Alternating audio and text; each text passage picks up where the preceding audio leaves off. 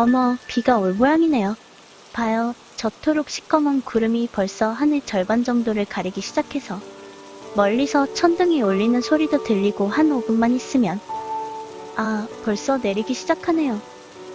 역시 소나기는 여름의 정경이라고 말하는 사람이 많지요. 새파랗고 맑은 하늘에 먹구름이 생기는가 싶더니 점점 퍼져서 엄청난 기세로 비가 퍼붓는가 싶더니 뚝 그치고 나중에는 주변이 서늘해지지요. 그런 게 기분 좋다고 하는 사람도 있지만 저는 사실 별로 좋지 않아요. 그 일은 제가 초등학교를 다닐 적 여름방학 때 일어났습니다.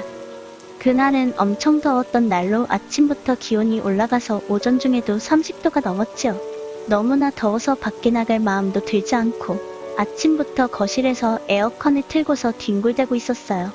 한편 맞벌이를 하셨던 부모님은 그런 날에도 쉬지 못하고 출근을 하셨지요. 당시 제겐 2살 어린 동생이 있었어요. 동생도 집에 있던 터라 오후까지 함께 TV를 보며 있었는데 오후 3시 무렵에 갑자기 놀러간다고 말하며 일어서는 거예요. 그런 저는 무신경하게 늦지 말라고 대답했지요. 그리고 거실에 나가는 동생에게 소나기가 올지도 모른다고 우산을 가지고 가라고 말했어요. 그러자 동생은 알았다며 건성으로 대답하고서 방을 나갔지요. 그 문 너머 거실 근처에 있는 현관문으로 동생이 나가는 소리가 들렸어요. 저는 그 후로도 소파에 누워서 멍하니 TV를 보고 있었는데 잠시 후 멀리서 쿠른거리는 소리가 들려왔어요. 그러자 집을 나간 동생이 막연히 걱정이 되었지만 저는 대수롭게 생각지 않고 멍하니 있었지요. 그리고 곧 하늘이 어두워지더니 무서울 정도로 엄청난 비가 내리기 시작했어요.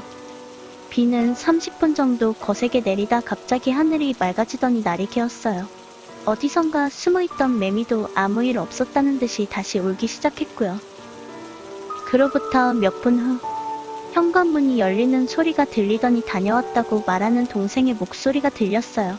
저는 누운 채로 어서오라고 대답을 하고서 그대로 TV를 보고 있었는데 문득 아까 무서울 정도로 세차게 내린 비에 걱정이 된 저는 동생을 맞이하러 거실로 나갔어요.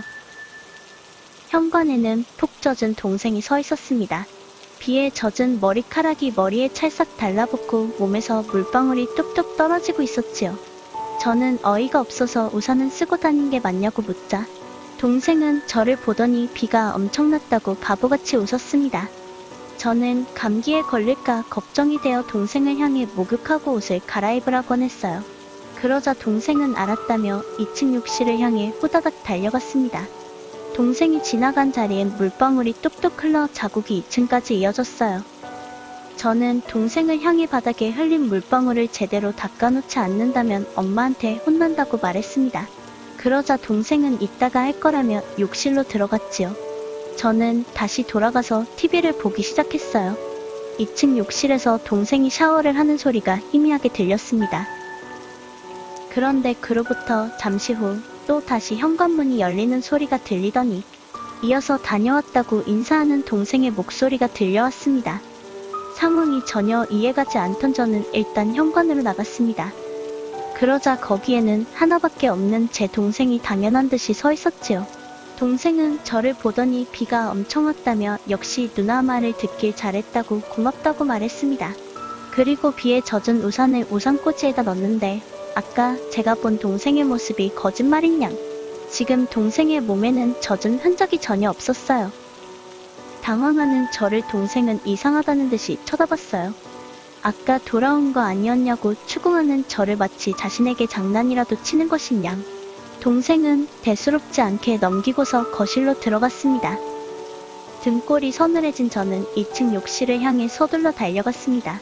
그 와중에 깨달은 것인데 아까까지만 해도 그렇게 흥건히 젖어있던 동생이 흘리고 간 물방울 자국들은 사라지고 없던 것이었습니다. 2층으로 올라간 저는 욕실 문을 열어보았지만 그곳엔 아무도 없었습니다. 누군가 들어갔던 흔적조차 없었지요. 분명 샤워하는 소리가 들렸는데도 불구하고 욕실 바닥도 욕조도 세면대도 모두 물 한 방울 없는 상태였습니다. 이 상황이 이해할 수 없던 저는 그저 멍하니 서 있었어요. 이 얘기를 주변 사람들에게 진지하게 말하면 제가 이상한 사람 취급받을 것 같은 느낌이 들어 저는 그냥 조용히 있기로 했지요. 그로부터 며칠 후 똑같은 상황이 발생했습니다. 동생은 밖으로 놀러 나갔고 그 후에 소나기가 내리기 시작했지요. 소나기도 역시 그날과 마찬가지로 금방 그쳤고 언제 그랬냐는 듯이 푸른 하늘이 펼쳐졌어요. 그로부터 몇 분 후 현관문이 열리는 소리가 들리고 이어서 다녀왔다는 동생의 목소리가 들려왔습니다. 저번 일이 다시 떠오른 저는 조심스레 어서 오라고 말하며 현관으로 나갔어요. 그런데 이번에는 아무도 없었습니다. 분명 현관문이 열리고 동생의 목소리가 들렸는데 현관에는 아무도 없는 거예요. 귀신에 홀린 기분이었지만 그냥 제가 잘못 들었던 거라고 스스로를 이해시키며 거실로 돌아갔습니다. 그리고 그 후로부터 몇 시간이 지나 동생은 푹 젖은 채로 돌아오게 되었습니다. 집에서 조금 떨어진 곳에 자그마한 강이 하나 있었는데 동생은 그곳에서 혼자 놀다 그만 미끄러 떨어져 강에 빠지고 말았던 것이었습니다. 그 직후에 내린 매서운 소나기 때문에 빠진 동생을 목격해서 구해줄 사람이 없었고 동생은 그대로 강에 빠져 익사하게 된 것입니다. 지금 생각해보면 그건 대체 뭐였을까 싶어집니다. 동생의 죽음을 예고했던 걸까요? 아니면 또 다른 무언가였던 것일까요? 지금까지 풀리지 않았고 앞으로도 답을 찾을 수 없을 것 같은 수수께끼지만 다만 이런 날이면 꼭 그 녀석이 다시 돌아올 것 같은 기분이 듭니다. 실제로 그 이후로도 아직 가끔 그런 일이 생기곤 합니다. 찌는 듯이 더운 여름 오후 갑자기 소나기가 내리기 시작할 때 거실에서 멍하니 있으면 현관문이 열리는 소리가 들리고 다녀왔다고 인사하는 동생의 목소리가 들리죠. 그러나 현관으로 달려나가도 역시 아무도 없습니다. 그러고서 어딘가 쓸쓸한 마음의 바닥을 보면 가끔 욕실까지 이어져 있는 떨어진 물방울 자국이 보이는 듯한 느낌이 들곤 합니다.